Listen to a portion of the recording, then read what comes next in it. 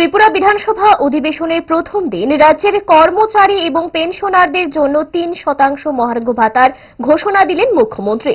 শুক্রবার বিধানসভায় অর্থমন্ত্রীর বাজেট বক্তৃতা শেষ হতেই মুখ্যমন্ত্রী অধ্যাপক মানিক সাহা বিধানসভায় এই ঘোষণা দেন।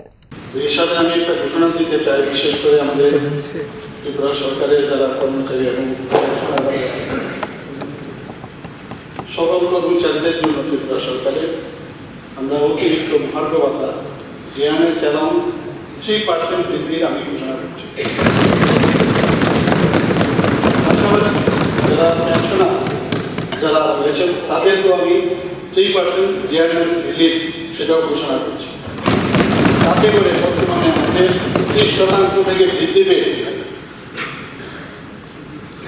সেটা 33% হবে এবং এরা এফেক্ট হবে এই 1 এপ্রিল 2025 থেকে।